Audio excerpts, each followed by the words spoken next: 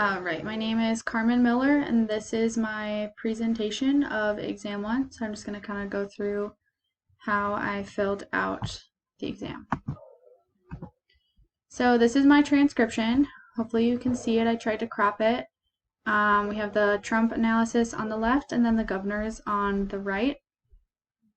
Basically, I just transcribed it word for word, went through and labeled everything. It's pretty self-explanatory of how it all works. Obviously, you know that. It's the exact same as the language sample analysis we did it.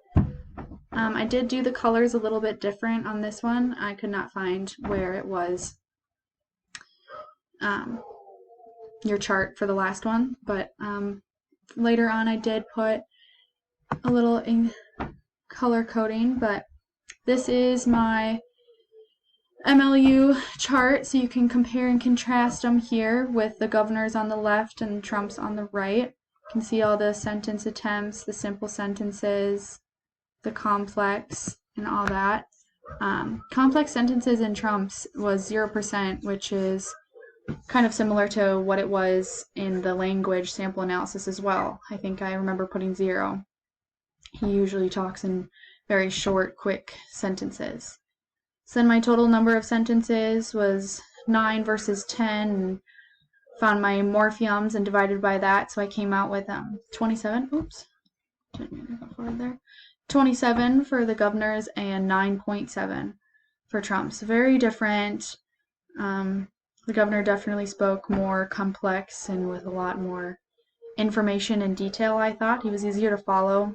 Trump had a little bit harder time to follow just because I think his sentence flow was a little off. This is where I labeled for color coding to compare it to the transcriptions in the previous slides. So there's quite a bit of describing words in both of them. They actually both matched up, and you can kind of compare and contrast. I guess I kind of cut out the bottom of that, but other is also 0%. Sorry, my dogs are going crazy. No question words though, who, what, when, where. And I was really thrown off by that, and I double checked it twice, 3 times, even 4, because I thought I was missing it for sure, but they seem to line up quite similar. The only difference was really the nouns and verbs, but everything else lined up perfectly, which also kind of caught me off guard. I thought I was doing something wrong here, but definitely feeling better about finding these percentages and numbers than the first time around. This is my speech analysis based off of the rubric and everything, so pretty self-explanatory. All higher numbers, and I believe 4 was supposed to be high, 1 being low, so they're all higher in the semantics, syntax, organization, engagement.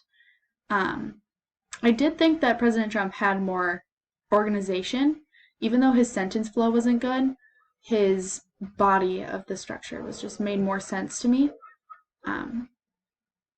If you look at it as a whole. If you break it down into his sentences and what he's trying to tell you is very confusing, but otherwise he did a good job. So it's 12 versus 14 there. So yeah, that's basically everything.